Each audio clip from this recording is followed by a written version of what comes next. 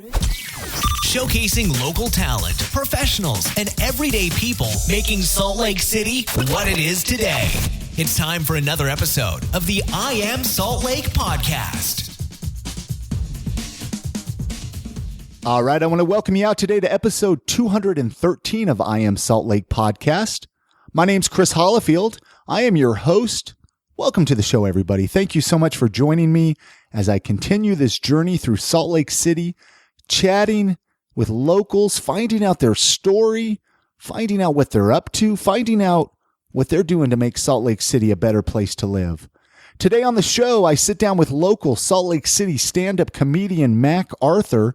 We have a great conversation. I get a chance to find out his story, find out what got him into comedy, find out what some of the things he likes about Salt Lake City. It was a really cool conversation. I was really excited to finally get him on the show and connect with him a little bit.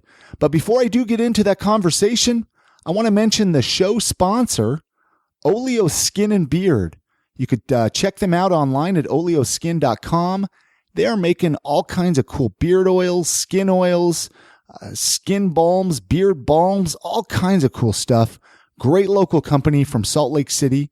I do want to mention a brand new product of theirs. If you follow me on Facebook, I'm sure you've seen I posted a picture of it. It's their beard shampoo bar. This is really cool. It's like a bar soap, but it's made for your beard. It smells great. Get your beard clean. And it's a really, really cool product. I highly recommend it. I've been using it for the past week, and I love it. I'm not going to switch to anything else. This is the product I'm going to be using to keep my beard nice and clean. Again, their website, oleoskin.com. Use the promo code IAMSaltLake. It's going to give you 25% off of your entire purchase, and you can get all their products delivered right directly to your doorstep. I have a big show announcement. The next I Am Salt Lake Live happening Saturday, April the 9th at Club 50 West, right in downtown Salt Lake City, right at 50 West Broadway. I've had a great time doing live shows at this venue, so you're going to want to make sure to come out for this show. It's going to be a really fun night. Let me run down the list who's going to be on this show. I was really excited to put this one together. I think it's going to be a really fun night. On the show that evening, Jimmy Martin, Cat Martin, Lee George Cade, and Rachel Cade. That is a lineup, folks. You're not going to want to miss this one. And it's best of all, it's a free show, so make sure to get there early. As it's a free show, we're going to pack the place. Doors are at 8 o'clock. You can head on down there, grab a drink, grab some food. We're going to be recording it for a podcast. And of course, I'll open it up to audience questions at the end. So if you have questions for myself or any of them, feel free to ask us any questions. The show is sponsored by our good friends at Slug Magazine, slugmag.com. Really excited that they're sponsoring this live show again. They've been rocking Slug Magazine here in Salt Lake City. It's 27 years this year. Kind of hard to believe, but really excited to have them as a sponsor for this live show. So the website for the podcast, IamSaltLake.com. Head on over there. Everything podcast related is there. This episode with Mac Arthur was recorded at the Utah Musicians Radio Studio here in Salt Lake City. Many thanks to John Farmer and Utah Musicians Radio for their constant support and for letting me use their space to record these episodes. Go check them out, amr.fm. So with that being said, let's jump into that conversation that I had with Mac Arthur as we find out his story, find out what he's up to here in Salt Lake City, Utah.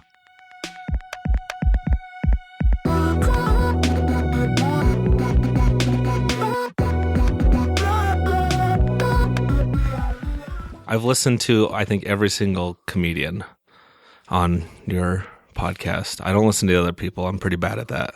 No, you're not bad at it, man. You're not bad at it at all, man. I don't take a lot of interest in things that aren't comedy.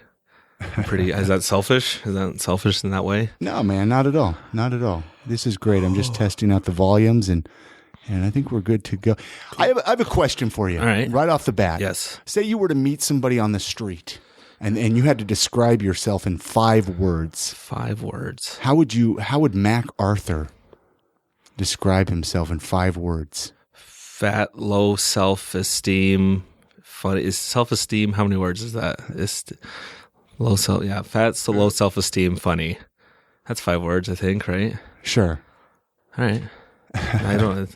That's off the top of my head. Yeah, one of those waters are yours. Help yourself. Actually, I'm going to grab one as well. Where's home? Where did you grow up? I grew up here. I was born in Tucson, but I don't remember. I moved here when I was like less than a year old, and I've been here ever since. So what brought you from Tucson, Arizona? Parents. I didn't really have much say when I was a baby. I think my mom moved here because of the whole Mormon thing. So you grew up in a nice Mormon family. I wouldn't say nice Mormon family. It was a Mormon family.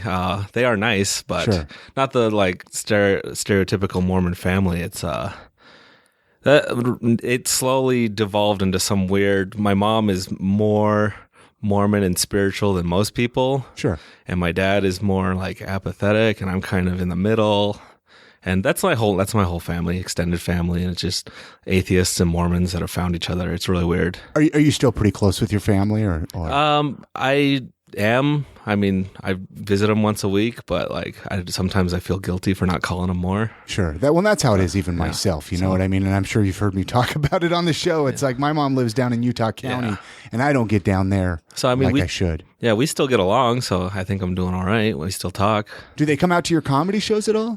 My dad has. My mom always wants to, but I'm just like, you won't like what you'll hear. Yeah. When I say she's very religious, like the slightest swear words or anything, like even the idea of sex, very conservative kind of. So she respects you pretty well by not coming to your shows, then? Yeah, she always asks, and I always say no, and she's like, all right. But I always recommend her some of the local clean guys like Steve Solberg, and like come to this show. Don't even come to open mic. Those are too dirty. Just go to these people that will cater to what you like. Well, because my mom's always wants to come, like, you know how I'm doing the live shows now with I Am Salt Lake, and she's like, I want to come and support you, and I'm just like, it's not so much me, I just don't know who's on the show and all of that, and it's just like, those aren't for her ears. Well, that's what I say about open mic, but even my comedy is way too dirty for her. Not even dirty, just like dark. I don't think I'm that dirty. Were you a good kid, though? I mean, I ask that. I'm always curious. I like to get a little basis on who I'm chatting with. I don't know about being a good kid. I mean, I followed all the rules, but I dropped out of high school. I was never a troublemaker, but I never really did anything. So you never finished high school then? No, I did not. I kept going, and then I just stopped doing all the work. I remember my senior year, I would wake up. Were you getting bad grades in high school? Oh yeah, I just stopped caring. Sure. I still don't know what it was. Do you regret not graduating high school at all? Sometimes, especially if Bernie Sanders gets elected and he makes college free, then I'll be like, oh man, I could have gone. I think Price, I just didn't want to pay, couldn't see myself going to college. And so I think I just gave up in high school. Yeah. I don't know what it is. But you could always go back and take your GED or something like that, right? I did take a GED. Oh, so you took your GED. And I passed that. I don't like to Well, then you can go to Salt Lake Community. No, it's just like I don't know what I'd do with college. I'm already going down this weird route of maybe I'll probably want to be a comedian someday. Yeah. I don't know.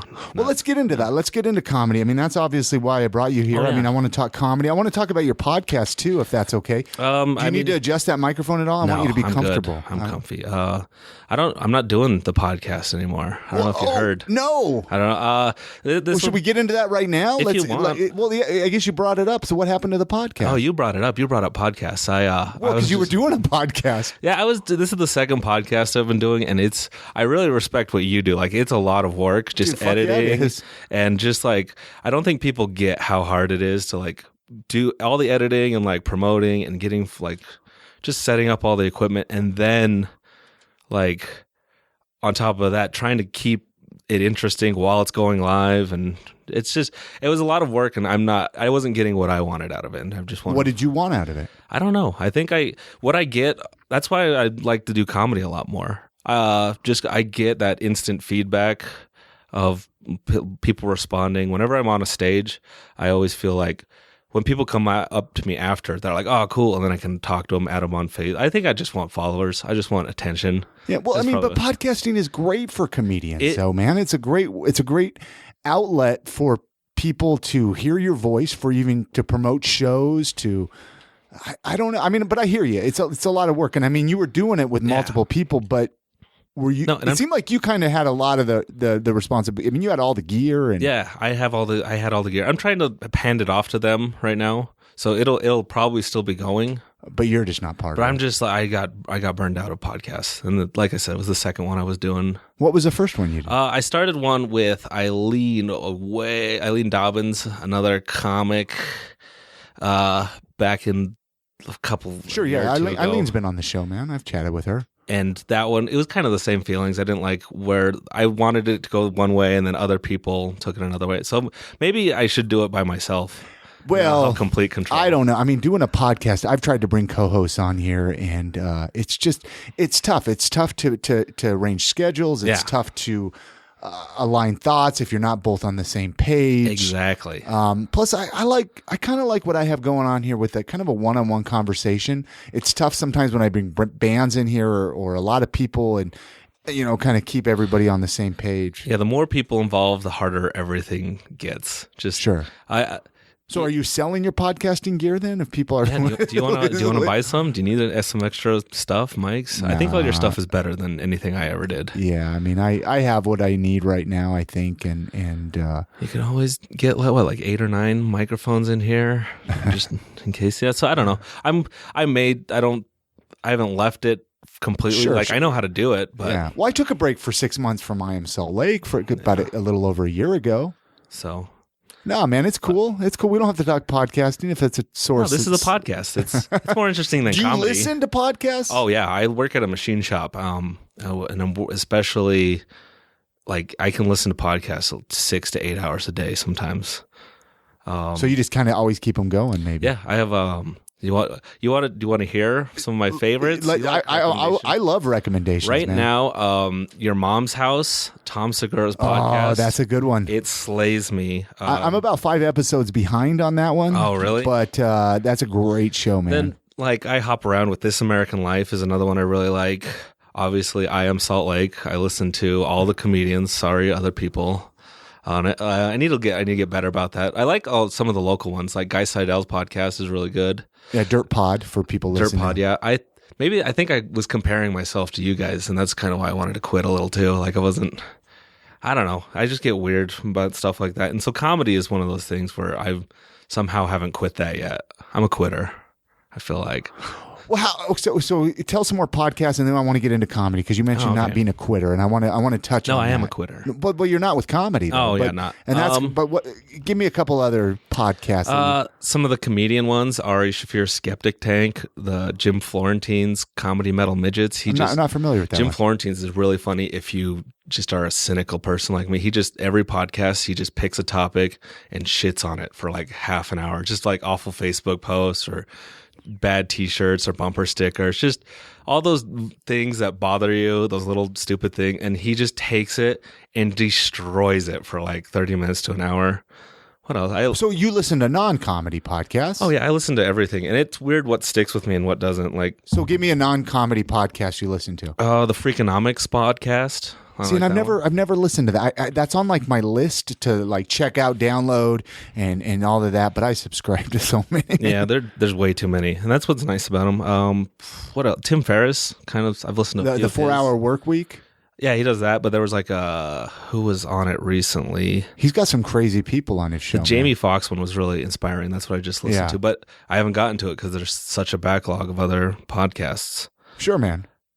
Yeah, so just mainly those ones, everything I've mentioned. And then all the obvious ones sometimes, like Joe Rogan, Bill Burr, all the other comics. Well, let's get into comedy, man. When did that start for you? Talk about the first time you got up to do open mic. How long ago was that? That was it was probably 2.5 years ago, somewhere in 2000. I think it was September 2013. The very first time, or how did I? Well, yeah, the very first time you did it. I mean, because did you know any of the comics here in Salt Lake? You and Shane Smith are really good friends. We are really good friends, and we actually have. Here's a funny story. I'll just start from the beginning. I didn't know Shane Smith at the time, but I was living with a friend of his, I think, and this is way back when. Oh, I have the worst memory. You could guess. You could. I mean, you don't have to give me an exact 3 or date. 4 years ago. And this guy I lived with, he kind of always bugged me. He was always just he was very braggadocious and talking how great he was. And he's like, "Oh yeah, I do comedy." And in my mind, like he'd always do his bits for me. And in my mind, I'm like, "Wow, you suck. This is like, if you can do it, I should be able to do it." And that slowly just built in my mind. And I think he moved on, and that kept building in my mind. And I went and found out, like, oh, Wise Guys has an open mic, and I built up the nerve to go and try it. So it's kind of out of spite. And I went and watched the first time for the first week, and I don't know if it was a bad week or if I was just way full of myself. I'm like, wow, these people suck. I can do it. And so was this when Wise Guys was out in West Valley? No, this is Trolley Square. So just for time frame. I made it just under right in the couple last months of Trolley Square for that open mic. And so the following week after I saw it, and I was like, okay, I'll write some jokes. And I went, and I was you're always nervous. And Andrew Hobbs, he's a local comic. He was up before me. He's another weird, like, it's just weird how this happened. He was up in front of me, and I was on deck. And while he was up on stage, some guy in the back of the room started having a seizure. For real? Yeah, this is, you can ask him. I think Tim Thorne was the host. There's a few people who've actually know about this and were there seeing my first time. I bring it up every now. I've been recognized. So wait, while you were up there doing the open mic, Andrew Hobbs is coming off stage. I point out to Tim. I would go, "Hey, there's a guy like having a seizure in the back of the room. The crowd is starting to form around him. I am he's just making this noise like like someone who's like when you get hit in the chest. Just that." And I pointed out to him, I'm on deck. It's my first time. I've already psyched myself up for like a week straight. Tim goes up on stage, and he does the most cliche question. He goes, "Is there a doctor in the house?" And in the second row, a guy stands up and he's like, "I'm a doctor," and runs to like get sent to the back of the room. And there's this big commotion. And Tim looks over at me and kind of gives me this weird like shrug, like, "Do you still want to go up?" And I've just had to go up. Like I wasn't. It was so stupid to go up, but I was already the momentum of forcing myself to go, and so I went up, and I remember can't even remember anyone paying attention to me because there's a guy dying in the back of the room, and you will never forget this. No, man. This is like memories, man. It's the best. So is the guy okay? I think he was okay. I like to say that he died. It makes the story better, but he's probably okay. I don't know who it was. So I just went up and did my couple of minutes of, I don't even know what awful jokes I tried. Do you still do any of those same jokes, or did you retire all of your beginning open mic? I retire a lot of jokes. I think the very first time I went up, I had some weird jokes about, like I had I owned way too many socks because I masturbated in socks. Oh, it was so bad. Just those awful jokes you hear everyone, like making fun of homeless people and all the just like open mic stuff that you first. Sure. I think everyone starts the same and tries to like, "Oh, do you notice this? Oh, the lights are bright." Just, it's always a cliche when you know someone's really new. So at what point though did you know the first time you got up there, hey, this is something I want to keep doing, or like what got you to go up again and do it? I mean, what? I still think back. I have no idea why I kept doing it. I don't think I remember the second or third time I went, I remember my very first laugh, and looking back on it now, I'm like, oh, that was a sarcastic laugh, because I remember telling a joke and someone in the back just goes, "Ha!" And that weirdly motivated me. And then like a few months later, I'm like, oh wait, they were mocking me. And I don't know if that like gave me a little bump, but like every like just couple of chuckles would kind of motivate me. A lot of people talk about how they get up on their first time and they just fall in love with it. And for me, it's kind of just been like, I don't know why I keep going back. I think. So at what point did you fall in love with it then? I don't know if I love it today. I love. But there's something that drives you to keep doing it. I think I'm a little good at it. I don't know. Yeah. I'm a slightly. Well, because you said you're a quitter, man. Like when we were talking about the podcast, but obviously you're not if you keep doing comedy. I haven't. If I just start sucking, I'll probably quit. I don't know. Like just bombing over and over and over. I think I'm doing all right. I don't know. I think part of what keeps me doing it is I don't know what else I would do. Like it gives you an outlet, a hobby, something to keep yourself busy. There's that, but it's also like I kind of really want to turn it into a career. I know I really like attention. I'm an attention whore, and I can't sing. I lose my voice. Like after one karaoke song, I can't play any instruments. So I need people to look at me, but I don't know what, how to do that. But if you had to pick one thing, then what's been like a really rewarding thing with doing comedy for you? I don't know. I think I've always liked to make people laugh, and so that's kind of how it turned. Like I was like, oh, I can't play, I can't sing. I am a little funny, I think. And you get some laughs out of me, man. Oh, thank you. No, and that's what I think what keeps me going. Like I see that I'm doing something with it, and so I wouldn't have brought you on the podcast if I thought you were crap, man. Well, I mean, you might just to throw me a bone. Like if I don't know. No, Some people think I'm crap. I get it though. You know what I mean? Like I get that way even about myself, where I'm just like, gosh, like this sucks. Yeah. But people out there, somebody out there likes you, man, and you got to keep doing it. But so, what advice would you give? Like, I don't know if you've even heard me, and I know I've chatted about this for a while, and I'm sure people are sick of it. They're like, Chris, just do open mic already, because I want to try it. You know what I mean? It's something I want to try. What advice would you give myself or people listening that want to do some open mic?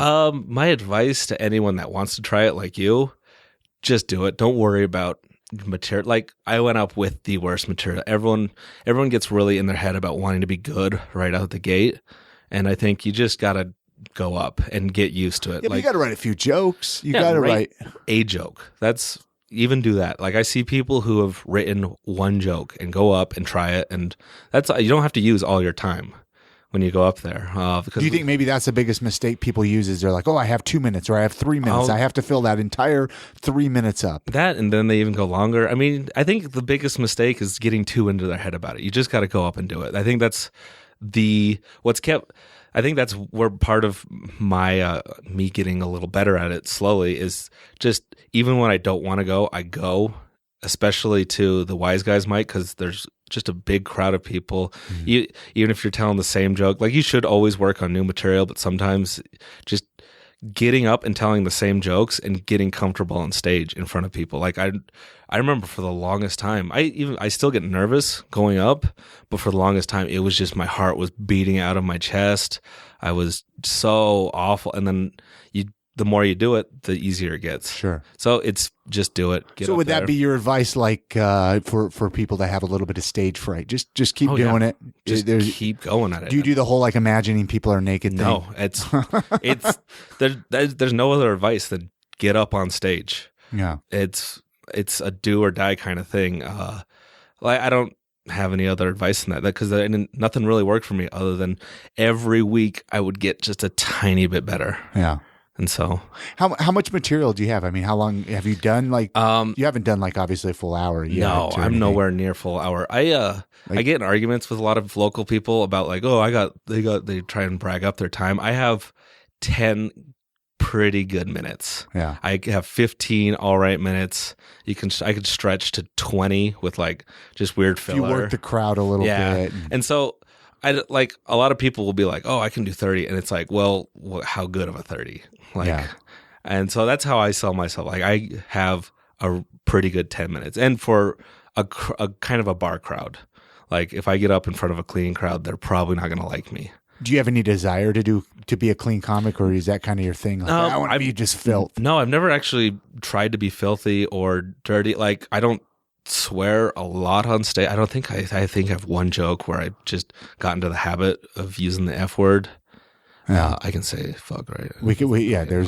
I like, and so I've already said it once in the podcast. No, and so it's not like people always are telling me like, oh, you need to work clean so you can do more time, and that might be true. And to me, it's like I'm just trying to get a bunch of time first, like really good jokes first, and then once I kind of get that, then maybe I can start branching out. Like I'm not actively trying to do anything but be funny. Yeah, and that's just what my mind thinks of. Like Who are some of your favorite, like not national comics, like big comics? Who do you get influence from? Who do you enjoy listening to? I really like Gallagher. For real. And Carrot Top. Who else? Who's the guy with the puppets? Jeff Dunham? No, my favorites are probably I always hear everyone bring this up, and Dave Attell is my number one favorite influence, to a point where I think I'm always just like, oh, I'm probably sounding too much like him. No, I would picture you to be a big Dave Attell fan for some reason. And I am. There's not a week that goes by where I'm not watching like his Insomniac TV show, or he doesn't do a podcast, does he? No, he doesn't do a lot. Which he should do a podcast, man. I don't know. I've listened to him on a few, and he's always really good. But I don't know if he has the desire to like. Yeah. I don't know if he's really entertaining to me. Like, yeah. But who would he get on? I don't know though. Remember the Insomniac? Or is it the Insomniac? Insomniac, yeah. He's really good with drunk people. That's what I mean. He could just like interview drunk people at bars or something. I would love to just steal that idea and do it just in Salt Lake. Well, let's do it. All right, wander around, just shove cameras in drunk people's faces. Just like a microphone, man. I got the portable setup here. I think it'd be fun to just like go to bars and. My only fear is I just wouldn't want to ruin my stuff, Yeah. But I mean, I guess like the podcast we talked about earlier. Oh yeah, you did that at a bar, but just set it up. Hey, come over here and sit down and chat with. I mean, I don't know. Would it be interesting? I don't know. When I was in the bar doing the barcast, it always seemed interesting. And talking to drunk people, it starts out pretty good, but it always just me. That's a skill Dave has, that like he just gets people like excited and happy, and I antagonize people. I'm like, I don't de-escalate situations. I'm really bad at it. Yeah. And so I would always it would just spiral out, and people would like there was a couple more than once where people were ending the conversation just like, fuck you, what do you, get out of my face. And I'm like, you sat down. I didn't want you to sit down. I was trying to wrap up and you sat down, and I'm just kind of an asshole sometimes to people. Yeah. Not most of the time, I think. Not sometimes. If you could open for any comic, who would you open for? Like if you had an opportunity, if you got a phone call after we're done recording here and it was like your dream comedian. I mean, we already said Dave Attell. So that's who your dream comedian would be? That would be it, but I mean, there's so many other comics I love, like just Gilbert Godfrey, or it'd pretty much be anyone. Norm Macdonald, who else do I like? I mean, can I pick dead comedians? Sure, man. Sure, yeah. Probably Patrice O'Neill. Really? That would... I don't know if my stuff would work for his crowd, but like, just, there's so many people. Anyone bigger than me, I'd love to open for. Yeah. Which is everyone. So just if you're hearing this, let me open for you right now. I'm not terrible. I got 10 minutes, 10 good, 15 all right. Sure, man. Well, maybe I'll have to get you on an I Am Salt Lake Live down the road. You know what I mean? Have you come on there and do some comedy and get you on some recording. I don't know. Anyway, tell me something about yourself that people listening wouldn't expect. Wouldn't expect? Or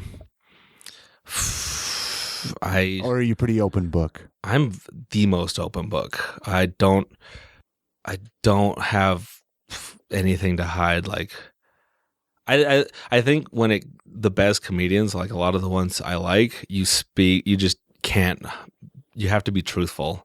Do you ever get nervous though that'll bite you in the butt? Like yes. If you're too truthful, if you're too honest. I've said stuff on episodes of the podcast. If the wrong person hears it, like it's just going to create up a bunch of problems. And that's just stuff I live with. Like, has it caused problems? Not yet. Not yet. The right ears haven't heard.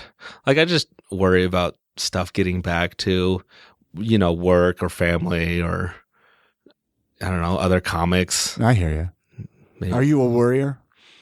I can be if I let myself be. I try to distract myself. Okay, I mean, I'm a horrible worrier. Yeah, I'm looking for advice here, Matt. Come on, you're my therapist. This is my therapy time here. I don't know. Distract yourself. Maybe that's why I'm always doing something. I never sit still. Like, so what else do you do besides comedy then? What are some of your other interests, man? Well, what are some I work, hobbies? I sleep. I think comedy is my biggest hobby right now, and I don't put enough time into that. I watch TV and play video games. I'm a loser, I think. No, man. I mean, that's what everybody thinks. Everybody else has this exciting life. And there's all this, glamour and gold and sparkles and glitter. And it's like, dude, we all do the same thing. We have a job probably during the day. Unlike you have it at night now. And we might be in a relationship, we might not, we might have a good friend. Hey, talk about so you and Shane. Yes. Is there anything? What is there a story there, or did you guys just hit it off, man? The story is I saw him at an open mic. And I was like, oh, look at that weirdo with face tattoos. And then the next day I was outside on my porch drinking a beer, which is something I never do. I was just sitting out there enjoying this nice sunny day, and he runs by. Really? He was running to his work, and I was like, hey, you're that one guy. And he was like, what? And then I talked to him again at the next open mic, and I don't know how we just became really good comedy best friends. So you guys neighbors? No, he doesn't have a car. He just runs everywhere. That's how he stays somewhat in shape. I think that's some comedy advice, I'd say. I don't get a comedy best friend, or just make friends, really good friends with other comics. Yeah. And you kind of keep each other like in it. I think I would have quit if a couple of times if there just wasn't times where he wasn't motivating me, or like I wasn't motivating even him. Just telling him like, oh, here's and you have someone to bounce ideas off of. So I don't know. I think do you guys get together and write material at all? Barely. When we hang out, it's usually comedy stuff. I don't know that. I'm kind of a recluse. I wait for people to talk to me first. I'm the same way, man. Yeah, so that's get a comedy best friend. Find one. Find someone you kind of have similar interests. I think when I had Eric Ripley on the podcast, we were talking a little bit about that, if I remember correctly. I don't think he has any friends. I mean, he hangs out with there's a Mormon kind of crew, which I really like. Those guys are really funny, and he's kind of in that, but he's escalated to he's found a sweet niche opening for Guy and Marcus. So I don't know. It's just find stuff to keep you. It would be really hard to constantly go to open mic and people not like just have no one to talk to. And I don't know, put yourself out there and make friends. What is your most memorable concert or sporting event? I'm sure you've heard me ask this question. I want to know what MacArthur's. If you have any memorable sport or concert event. Sports, I go to jazz games sometimes, but I don't really watch sports. One or the other. It doesn't have to be sports or or maybe neither. Are you a music person? Okay, I have a bunch of weird concert things. This is gonna sound. I'm an asshole for this. When I think Lost Prophets came to Warped Tour a whole bunch of years back, I threw a bottle of water and hit the lead singer in the gut while he was singing. Really? Yes, but turns out he was a pedophile. So I feel redeemed a decade later. So you found out later on? Yeah, I found out in the news. So that's probably one of the more memorable. I'm pretty sure I read that in the news. I don't know. The most memorable. That's kind of one moment. I don't go to a lot of concerts. I like going to a lot of local concerts. I get drugged to a lot of ska bands just because who I'm friends with. And I don't like ska, but I'm still there sometimes. I mean, they're fun, Yeah, the music's energetic. No, live music is always more entertaining. Like I'd never listen to ska on my own, but if I'm at the show, I'm listening to it. Yeah. I guess the most memorable would be when I was like 10 or 11. I saw Styx. There you go. So, here in Salt Lake. Yeah, or it was somewhere in Provo. I can't remember, but yeah, it was a long time ago. It was Styx. They were cool. Here's a question I was actually eager to ask you because for some reason I think you might have a fun one on this. I asked it on one of the live shows, one of the I Am Salt Lake Lives. Is what is the most random thing that you've watched all the way through on Netflix? Most random thing? Yeah, man. You know how it is. You stumble upon a show and you're going through your recommendations or something, and you find a show and then you watch it and you're like, I just wasted an hour or 2 hours watching this. I'm pretty picky. I don't know that it would be random. I'd never feel bad about what I watch on Netflix.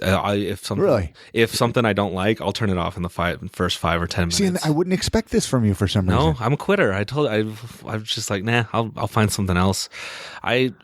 What do you mean by most random? I have a lot. I don't know. Like, you know what I mean? Like maybe just a random documentary or maybe a TV show. You know, like I'll find myself watching horrible, 16 and Pregnant or something. I don't know. Maybe that's not that random. I don't know. Not for Netflix, but I can tell you what I watch on TV. Sure, man. What do you cable? I watch Cops and just HGTV.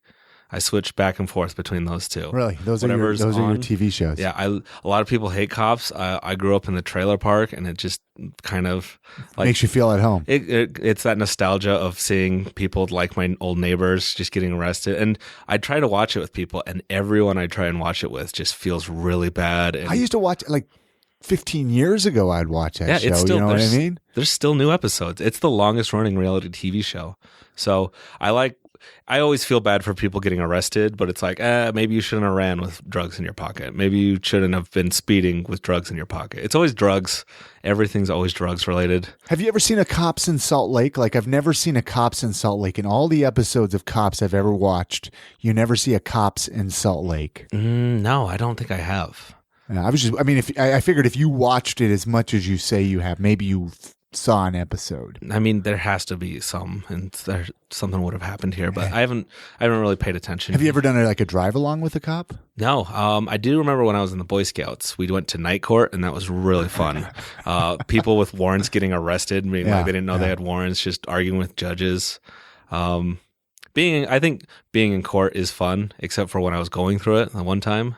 What'd you go to court for? I stole dog napping. It was I don't know if that's the official. I stole a dog. Wait, you stole a dog? A mannequin dog from Old Navy. When I was like, this goes back to that roommate that I didn't like, that always said he did comedy, and he like egged me on to steal a mannequin from the Old Navy at where was it?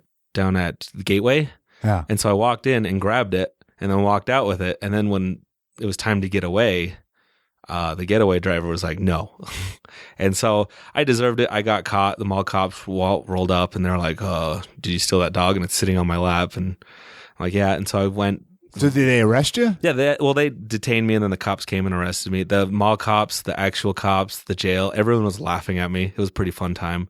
For everyone but me, it was pretty miserable. So did you have to serve time for that? No, I got bailed out, and then I had to pay $200 fine. That's it? And then go to a theft class, which is a joke. So what's theft class all about, man? You pay even more money, and they plug in a VHS video about being antisocial and stealing. And there's antisocial? Yeah. Stealing is not social, like a normal person thing. You don't think? No, I don't. I think you kind of... why would you steal that? I was just being really stupid and impulsive. And but maybe like if your friends dare you to, exactly. or something like that. I guess. So a little social. Maybe I was hanging out with the wrong crew, but yeah. So jail. I think everyone should get arrested once, though. Yeah. It made getting arrested seem less scary and more boring. It just is a time killer, because I was only in jail for 6 hours, and it seemed like way longer than that. Like in a cell, like out. No, I was just in the drunk tank. A drunk tank. Yeah. Okay. Did you meet anybody cool in there? No, it was late at night, and so everyone was kind of passed out, and I was just miserable awake. They don't let you like slouch over, but so get arrested. Slouch over. Yeah, get arrested. It's not scary. It's boring. Yeah. And I don't know, unless maybe if you get arrested for the wrong thing, they treat you. Well, I mean, I could imagine like spending a long amount of time in prison, or a long amount of time in county jail, months at a time. That could get scary. Maybe. I don't. It's just. It seems the scarier part seems to me just how much time it is. Just because like 6 hours seemed like an eternity. So I imagine spending like just a weekend would kill me. I couldn't imagine doing like 6 months to just. Yeah, but you can learn how to make like toilet wine and homemade tattoos. You get all that free time. What do you think is the greatest invention of all time? What, in your opinion, what do you think the greatest invention? Greatest invention? Probably fire. I mean, we use it for almost everything, right? It keeps us warm, power. I mean, everything comes down to fire. My favorite's probably the internet, though. Yeah.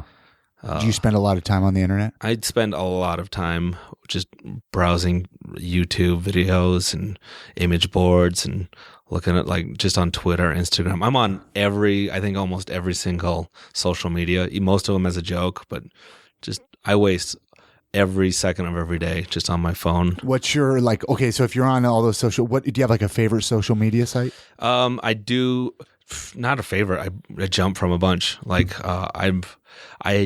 I'm on a bunch of subreddits that conglomerate. Anyone who browses Reddit knows that you can make custom ones, and so I've like just compiled a bunch of subreddits just for videos, and I always like to just find new videos. I think I have this insatiable. Like what kind of videos? Like videos about just what? Just weird, funny videos. Like I once found this. I follow a lot of weirdos on YouTube. I subscribe to their channel. Like there's this guy called The Illusion who he was even on Tosh.0. He got famous for a little bit, but I still follow him because he's just this weird character out in California, and he talks about being on Spaceship Earth and high frequency energy and being like, and it's kind of weird. There's this guy out in Colorado I follow who just makes YouTube videos of. He'll be filming something. I think his name's Steve Garufa. Oh, I can't even remember. I just barely added him on Facebook a couple weeks ago. Started talking to him through. Wait, so you'll go YouTube and then you'll go become Facebook? I'll look them up. I like to look up people. Sure. I like to dig through their videos and find more. Just these cool I wish I had that in me to like make a vlog almost every day. But this Steve guy in Colorado, he'll film something and his stick is he'll film it and then he'll turn the camera to himself and he'll say, "Not too shabby." And just it'll be like a dog, "Not too shabby," a decrepit old building, "Not too shabby." There's that. There's what else? Who else do I follow? I just love weird video and even dark videos. I remember finding this one video of a girl who's really up close to the camera crying for a couple minutes about breaking up with her boyfriend. And she's just like, "I hate you so much." And then she backs up from the camera and there's a stripper pole. And so to make herself better, she plays music and starts stripping while crying. And it was so dark and weird, but just like like the less views a video has, the more I like it. Yeah. I guess I'm an internet video hipster. See, and I've never really got into the whole video thing, the YouTube thing and all that. And I've always thought, oh, that'd be fun to like start a YouTube channel. But it's like, okay, maybe I should start watching YouTube videos to find out what's out there. And I don't know what I'd want to do for a channel. I always want to make good videos. I have like one or two that I'm proud of. But like, yeah, that's why I'm interested in those people that just every day post something, a vlog. Dude, there's people on YouTube that are making fortunes, man. There are those people, and I don't think I could do that. Like, the people making billions are really in touch with like 14-year-olds and video, like playing video games and just kind of that humor and that style. And I think what I enjoy is too dark and just too weird. I like the weird stuff. There's a documentary or something on Netflix that I watched about a year ago, I think it was, about YouTube people, famous YouTube people. Oh yeah, it might not even be on there, but got a couple questions about Salt Lake City. You've listened to the podcast. Oh, yeah. I like to ask this. What's your favorite thing about living in Salt Lake? Like, do you have a favorite thing? Oh, I don't like living here. You don't like living here? No, I don't know. Fair enough. I think I wouldn't be happy anywhere. I don't know. Favorite thing, I wish I was into the outdoor stuff because that seems like if you're not. It seems like everybody that's into that loves it. No, right? Yeah. If you're into outdoor stuff, this is the place. Sure. Right. And if I'm not LDS anymore. I'm not into outdoor stuff. I don't know why I'm here. I guess I know why I'm here because I've started here. Yeah. But I don't know. It seems like. Yeah, but would anywhere you go be awesome? Like all of a sudden, have you lived anywhere else? No, I've lived besides places. Arizona. Yeah, I don't even remember as a baby. I don't. I've lived places for like a week or two, like South Carolina, which I don't know if I'd be miserable there. What took you to South Carolina? My dad lived out there for just a job for a little bit, and for a week. Well, he was there for a couple months, but I was visiting him for a week just to see it, and that seemed cool. But you don't really I've been here for 20 some odd years and I'm always still discovering new stuff. So sure. I don't know. I think it's just the culture that I don't like here. The two cultures, I'd say, that seem to butt heads against each other. It's tough, man. Yeah. And I don't buy into either one. And so I think I'm just kind of a loner.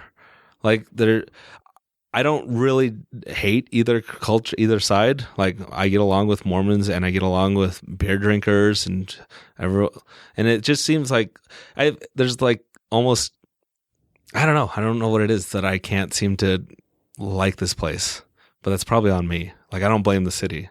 Yeah.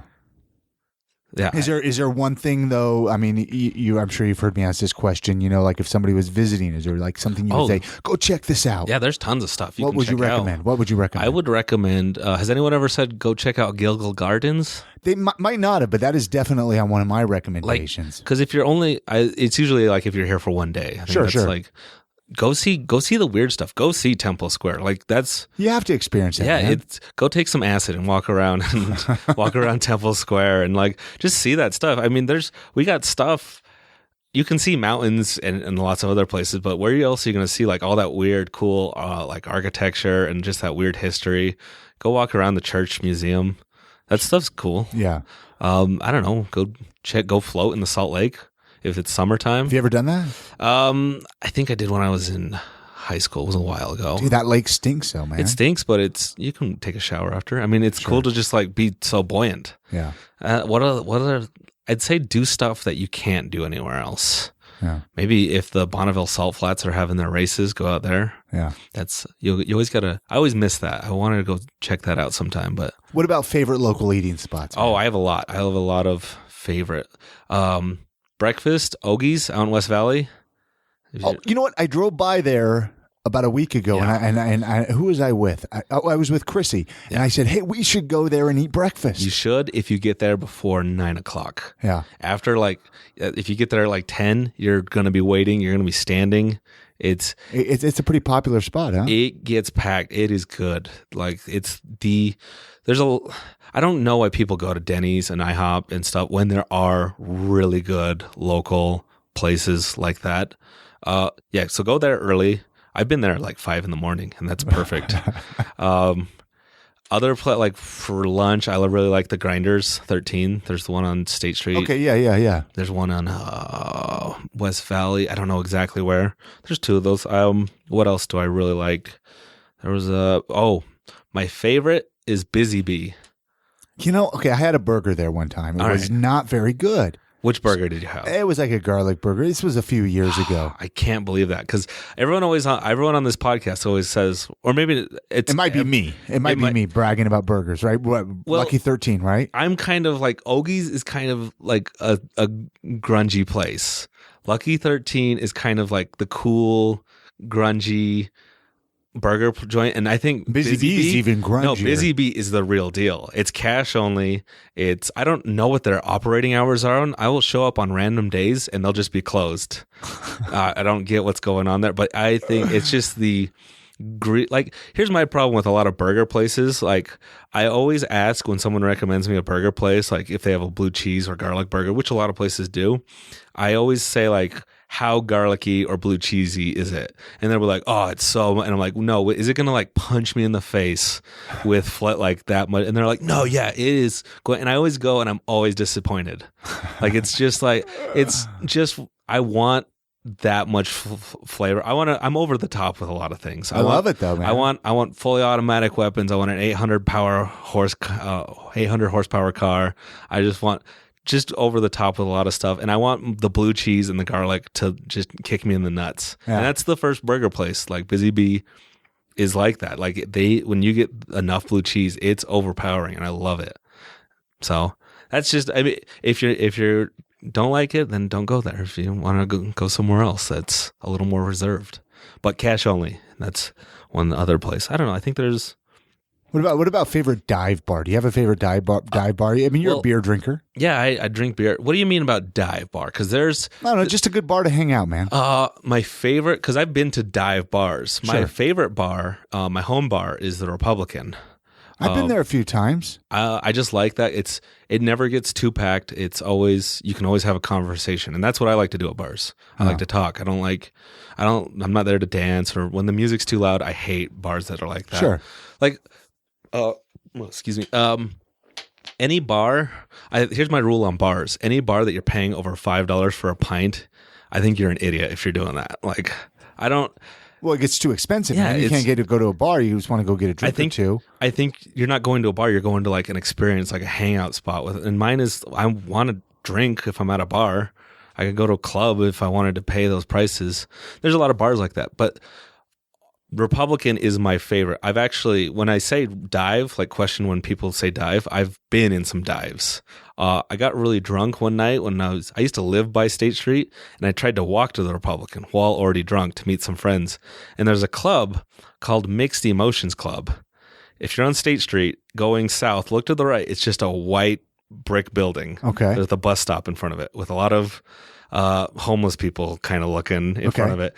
And I wandered in there because it was almost to the Republican, and I walked in, and so I'm already pretty smashed, and I go up to the bar, and they have two things on tap. Bud, I think they had Bud Light and like Miller Lite. And they were both, one of them was out and one of them was broken.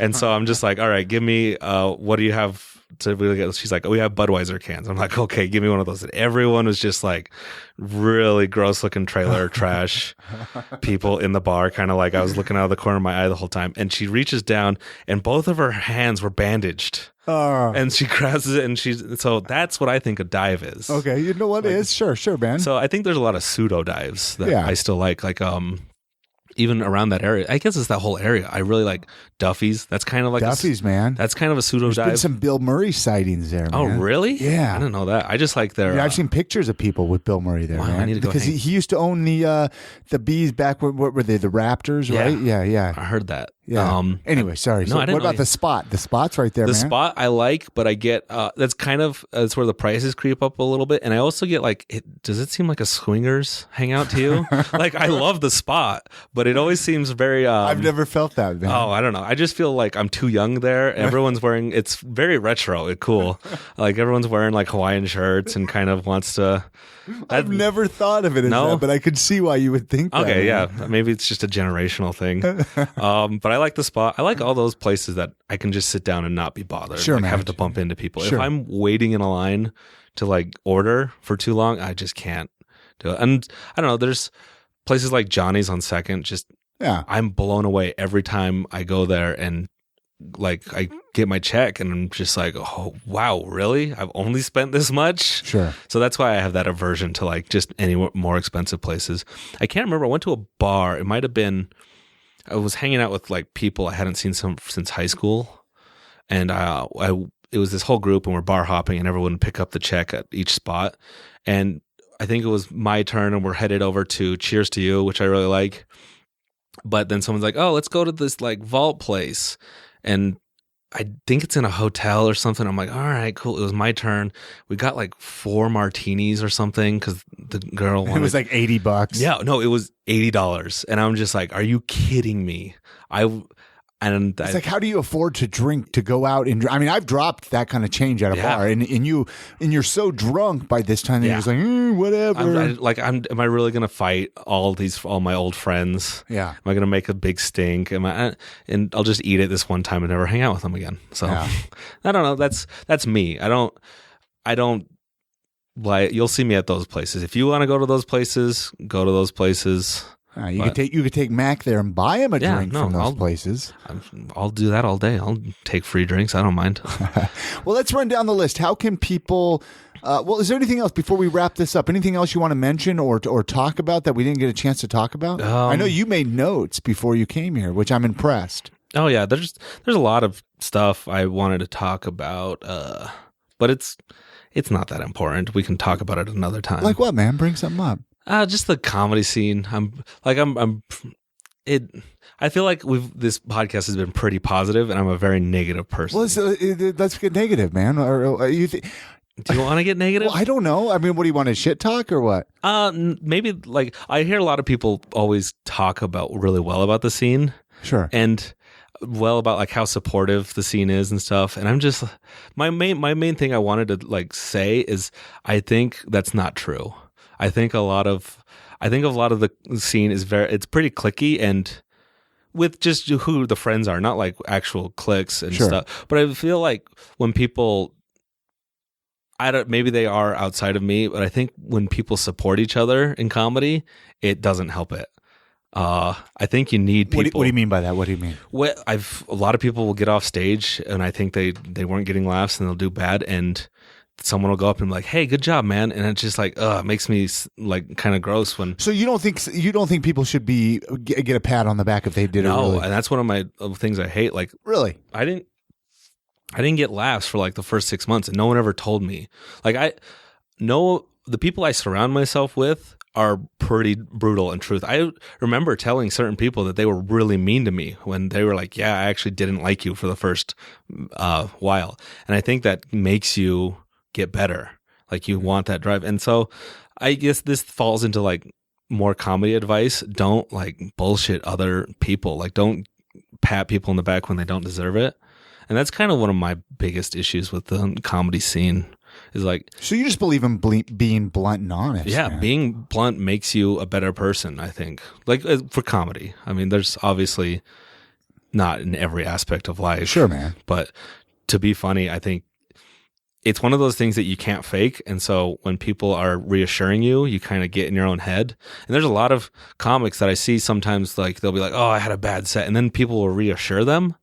And then it's kind of like, "Oh, you could have learned from that set. You could have felt bad and turned that negative energy into like something like trying to work harder." I don't know. No, man, I get what you're saying. I think there's a bit of like, I don't know, just that. I think it's good to give people a little pat on the back, just even for trying. I don't know. There is that. And I think normally when you go up and do back to like doing it your first time. Yeah. People are very supportive your very first time. They understand. But like, if you are really bad, then sometimes you need to hear it and you need to like correct how you're being bad. If you're like just being hacky and telling the same jokes that everyone's heard, or just kind of like, I don't know, I get it, man. There's being supportive, and then there's kind of being fake. So that's how I feel about it. I kind of wanted to touch on that. No, man, I appreciate you bringing that up. Let's end on a negative note. That's how I am. I'm all cynical and negative. No, and I actually should start doing that more. I should tell people, "Hey, write a few ideas down of things you want to chat about on the podcast." You know what I mean? Just because it does get tough. I've done over a couple hundred episodes now, and it's like, you never know what areas to talk about with somebody and what things to bring up and all of that. And, Well, I only do that because I have a really bad memory. That's probably only have like 10 minutes of jokes. I've forgotten so many. I've actually had people be like, "Hey, how come you don't tell that joke anymore?" I'm like, "Oh, yeah, that was a good joke." So recently, a friend of the podcast, Rich Wilson, made a video of your death. Yes, that was just or like a memorable. It was like a birthday thing. Yeah, I woke up to that and I was pretty happy. That was like one of the better gifts I've ever gotten. I laughed really hard at that. It's a really cool video. I don't know if I'm going to be able to. He posted on Facebook, so I don't know if I could link it on I will this note. Link it on my website with this podcast. Yeah, well, just because I want to get it on there, like if people haven't seen it yet and stuff like that, it'll be really cool. But my question to you is, what do you want written on your tombstone? On my tombstone? Oh, I don't. Here lies an asshole. I don't know, like just my name at least. I don't know what I don't know what I want written on it. I don't want a tombstone though. I want like a gargoyle or something big, like when you're wandering through a graveyard. Oh, one of the big like what do they call those? Not Colosseum, or sepulchers, something like that, man. Those big tombs. I don't know, like how when you go and see, like you can almost spot some of the like old prophets. Yeah. Tombstones that are just so cool and big. I think that's rad. Yeah. Anyone that has a unique tombstone, like I feel bad for anyone who just gets a flat tombstone that's getting covered with grass. Like instead of saving for retirement, maybe we should all like save for sweet tombstones. I want like a gargoyle or a knight or just something that people walk by and like start rumors about. Like I want high schoolers to get drunk and dare each other to go do stuff to my tombstone. That's kind of what I want. Dude, that is perfect. How can people find you, man? How can people connect with you online? Facebook, Twitter, or what? I got a webpage. What's your webpage, man? It's macarthurcomedy.com. And that has links to all the social medias I'm on. But on Facebook, MacArthur. I think on Instagram and Twitter, I am Dr. MacArthur. That's all spelled out. DoctorMacarthur. Okay. It's kind of a lot of A's and R's. And so, yeah, I'm on Facebook, Twitter, Instagram. What else? And do you care if I put all those links at IamSaltLake.com? No, please. Yeah, man. Yeah. Please follow me on all the like. Yeah, well, some people come here and they don't want that. No, I want all your follow me on all of those. Find me on Tinder and OkCupid and match with you. Take you on a date. Match me. I'm desperate and shallow and like I need that attention. What else? Yeah, I think I have a Pinterest. I'm not active on that. I have a Tumblr. Yeah. I don't know what that is. There's nothing, Instagram. I don't post on that. Yeah, I post pretty frequently on all three, but different stuff normally. Sure. Like Facebook, it'll be more geared towards I want people to interact, like, and my family's on Facebook, and so it's a lot less dark than the weird like quick jokes I throw out on Twitter. And then on Instagram, I just post weird, interesting images. Yeah. So follow me on all three. I hope to not disappoint you. I don't know. Interact with me. Awesome. Message me. I'm on the internet. I like it. You're on the internet. All right. Hey, thanks a lot. Thanks a lot, Mac. I've had an awesome time chatting with you, buddy. Thank you, Chris. Awesome. All right. Many thanks goes out to Mac Arthur for coming on this episode. I had a great time chatting with him and connecting with him, finding out his story, finding out his struggles, talking comedy, podcasting. Really cool guy. Hopefully you check him out if he does any stand-up here in Salt Lake City. All the links to connect with him on social medias and Facebook and Twitter and all that's going to be at iamsaltlake.com/213. That's for episode 213. Reach out to him. Let him know you heard him on the I Am Salt Lake podcast. Let him know what you thought of him on this episode. Like I said, iamsaltlake.com is the website. You can head on over there. You can buy merch from the podcast. I got t-shirts, hoodies, mugs, all right there in the shop at iamsaltlake.com. You can connect with me. I got email addresses. All my links for social media is right there. If you want to connect on iTunes, everything is at iamsaltlake.com. Hey, we are also looking, if you would like to become a monthly donor, if you'd like to support the show, if you'd like to see I Am Salt Lake keep moving forward, just click on that Support the Show tab. It's a great way to show your support. And many thanks to those of you that have been supporting the podcast. It means a lot to me. Doing this podcast week after week and just kind of paying for it out of my own pocket gets kind of to be a bit of a struggle sometimes. So even $1 or $2 from the listeners, it means the world to me. And of course, I mean, the podcast is always going to be free. You don't have to worry about that. I'm not going to start charging money for it. So you can show support other ways. If it's tough for you to support it monetarily, you can share your favorite episodes. Share them with your family and friends on Facebook. Get the word out about the podcast. That means a lot to me as well. Also, you can leave a review in iTunes. That helps the podcast out a lot. Helps boost the ratings in iTunes. Helps get exposed to more people that way. You can also support the show sponsor, Oleo Skin and Beard. Go to oleoskin.com. Use the promo code IAMSaltLake, and that's going to give you 25% off of your entire purchase by purchasing it online. So that's going to do it for this episode. You all have a great week. Get out and enjoy the city. It's a beautiful time of the year here in Salt Lake City. A lot of stuff going on.